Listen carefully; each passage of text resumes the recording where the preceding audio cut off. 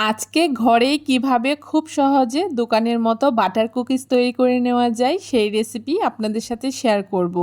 ঘরে থাকা মাত্র কয়েকটি উপকরণ দিয়েই কিন্তু এই বাটার কুকিজটা খুব সহজে তৈরি করে নিতে পারবেন। আর বানানো এত সহজ, একবার দেখলেই খুব সহজে বানিয়ে নিতে পারবেন। নমস্কার বন্ধুরা, মন কিচেন আপনাদের সবাইকে স্বাগত। আশা করি আপনারা সবাই খুব ভালো আছেন। কিভাবে খুব সহজে দোকানের মতো বাটার কুকিজ বাড়িতে তৈরি করে নেওয়া যায়, চলুন তাহলে দেখে নেওয়া যাক আজকের এই ভিডিওতে। বাটার কুকিজ তৈরি করার জন্য প্রথমে একটা বোলের মধ্যে আমি এইখানে 50 গ্রাম মতো বাটার নিয়ে নিয়েছি। আর বাটারটা কিন্তু অবশ্যই একটুখানি রুম টেম্পারেচারে রেখে তারপরে ব্যবহার করতে হবে।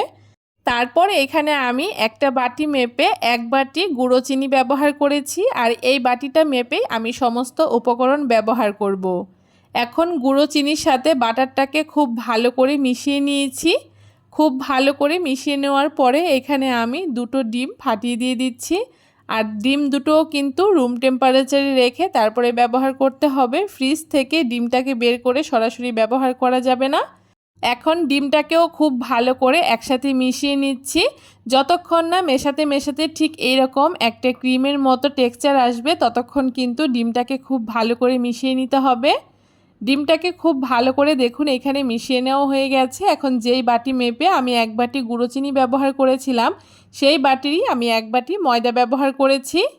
তারপরে এখানে সামান্য একটুখানি নুন ব্যবহার করেছি, হাফ চামচ বেকিং পাউডার ব্যবহার করেছি, আর হাফেরও হাফ বেকিং সোডা ব্যবহার করেছি। আর তারপরে এখানে 1 প্যাকেট গুঁড়ো দুধ দিয়ে দিয়েছি। গুঁড়ো দুধটা অবশ্যই ব্যবহার করবেন, এতে কিন্তু এই বিস্কুটটা খেতে খুব ভালো হয়। এখন সমস্ত কিছু খুব ভালো করে একসাথে মিশিয়ে নেব।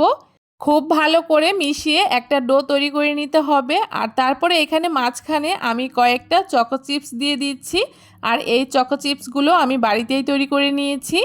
চকো চিপস দিয়ে খুব ভালো করে মিশিয়ে নেওয়ার পরে দেখুন ডোটা কিন্তু এখনও শক্ত আছে, তাই আরও অল্প পরিমাণে ময়দা দিয়ে আমি একটা ডো তৈরি করে নিয়েছি। আর এই ডোটা কিন্তু খুব বেশি শক্ত করার প্রয়োজন নেই।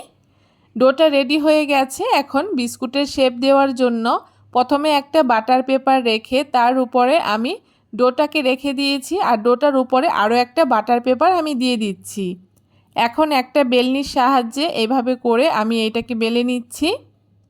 যদি বাটার পেপার ছাড়া এই ডোটাকে বেলা হয়, সেক্ষেত্রে কিন্তু বেলনির মধ্যে লেগে যেতে পারে। তাই এইভাবে করে একটা বাটার পেপার দিয়ে তারপরে একটুখানি বেলে নেবেন। আর একটু মোটা করেই কিন্তু এটাকে রুটির মতো করে বেলে নিতে হবে। দেখতেই পারছেন ঠিক কতটা মোটা করে আমি এই রুটিটাকে বেলে নিয়েছি। এখন চারিধার থেকে একটুখানি এইভাবে করে ছুরির সাহায্যে চৌকো শেপ করে নিচ্ছি।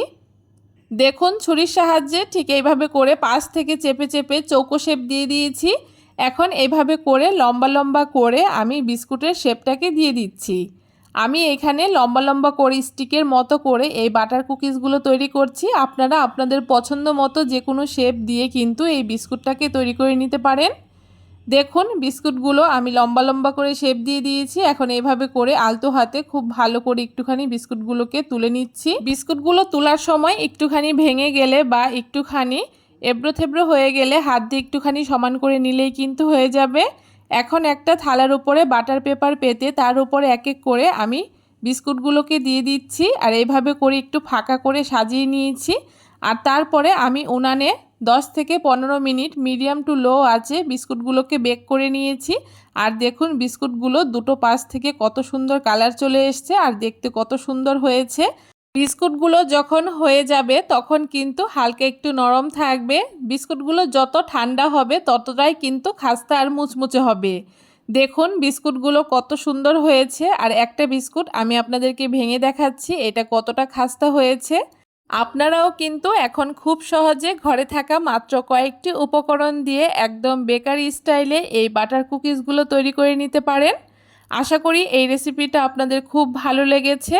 আর অবশ্যই বাড়িতে একবার বানিয়ে দেখবেন, খুব ভালো হয়। কেমন লাগলো আজকের রেসিপি অবশ্যই জানাতে ভুলবেন না। ভিডিওটা ভালো লাগলে অবশ্যই সবার সাথে শেয়ার করে দেবেন।